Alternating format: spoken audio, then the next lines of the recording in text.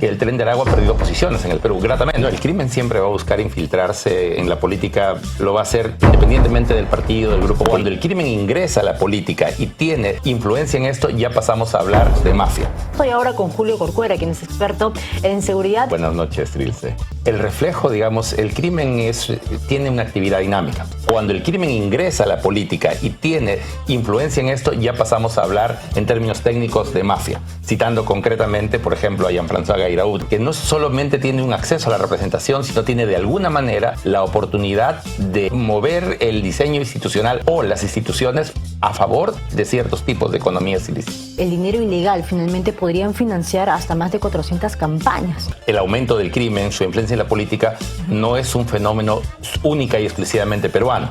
Lamentablemente se habla de diferentes estados que han sido víctimas de eso. Albania, por ejemplo, en diversos artículos académicos sobre el crimen albanés se encuentra que es tan fuerte la problemática albanesa que algunos le suelen llamar el estado profundo, lo cual indica el impacto que tiene esta organización criminal en la sociedad albanesa. Para hablar de, por ejemplo, un país distinto como el de Bulgaria, se dice que Bulgaria no tiene crimen. El crimen tiene Bulgaria. La categoría antes muy popular de discusión era preguntar si tal estado es un narcoestado o no era un narcoestado. En verdad, la categoría que suele discutirse en esta época es la categoría de estado mafioso. ¿Por qué? Porque el crimen no diferencia si tiene que ver con narcotráfico, extorsión, tráfico de terrenos, minería vinculada al crimen, etcétera, sino que una vez que existe una empresa criminal, en los términos que lo plantea la Convención de Palermo como crimen organizado, esta acción es multipropósito. Ha habido casos en donde ha habido victorias del Estado sobre el crimen, la victoria que tuvo Italia sobre la Cosa Nostra en los años 90, la desarticulación del cártel de Medellín primero, del cártel de Cali después, y dentro de los mismos espacios también nacionales hay ciertos casos, por ejemplo, es evidente y uno lo puede constatar cuando hace la investigación que el Tren de Aragua ha perdido posiciones en el Perú, gratamente. Ciertamente hay que hacer, pero si usted ve respecto a esta organización, ha habido una merma en su accionar y la idea es que siga desapareciendo. Y estamos muy cerca a terminar como estos países que están poniendo como... No, estos países ya son el caso del extremo, ¿no? Hay un caso de Tayikistán, por ejemplo, donde no es que el presidente estaba relacionado a un cartel. El presidente era acusado de ser el líder de ese cartel. O sea, hay realidades en el mundo, pero aquí quisiera ser muy enfático en una variable.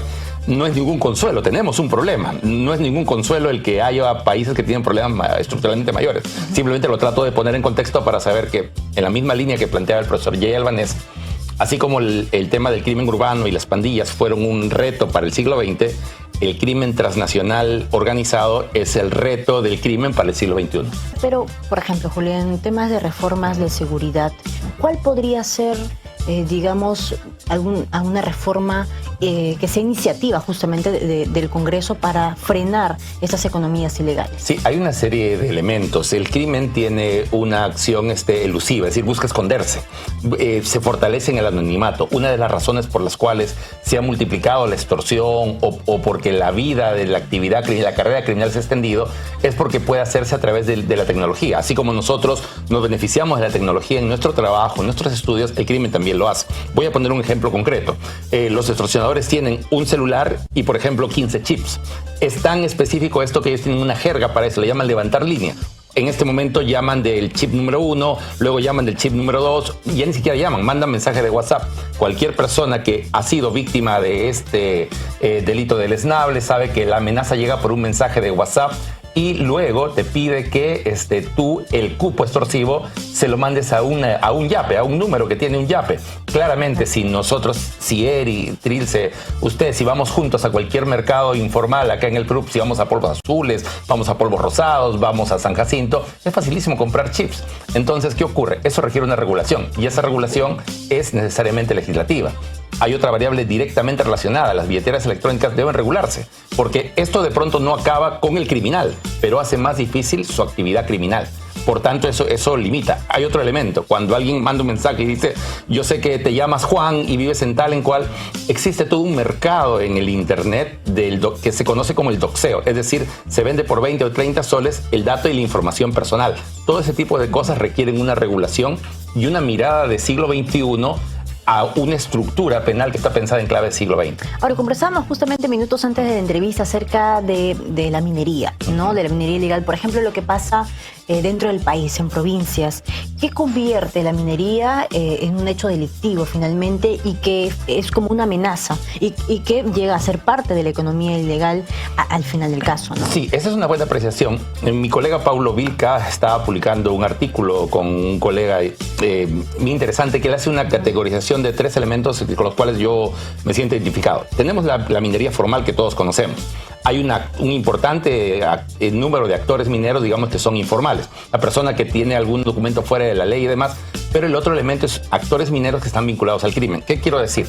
Si tienen el caso, la figura de las señoras de las pallequeras, por ejemplo, ellas recogen el oro sobrante de algún tipo de labor minera y a partir de eso generan ganancias. Digamos que tenemos una persona que no tiene sus documentos totalmente en reglas y demás, pero ese es distinto, ese es un fenómeno distinto, por ejemplo, al que tiene una organización criminal que está haciendo minería. Entonces, ¿por qué es distinto? Porque puede ser, en el Perú tenemos un país que tiene 75% de informalidad.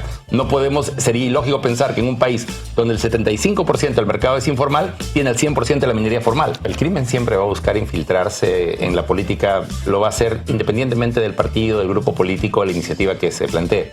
Aquí resulta importante ser conscientes, Trilce, y lo trascendente que es profesionalizar los temas de seguridad. Lo que quiero decir es salir de recetas que puedan ser populistas o llamativas, sino tratar de mirar que cada fenómeno delictivo tiene su propia forma de abordaje y buenas prácticas que han funcionado, como decías al inicio, en otras latitudes. Del lado del elector, en la misma línea de lo que planteaba Eric, la necesidad del voto consciente, de hacer un ejercicio, de tratar de buscar la mejor elección para un mejor futuro para todos.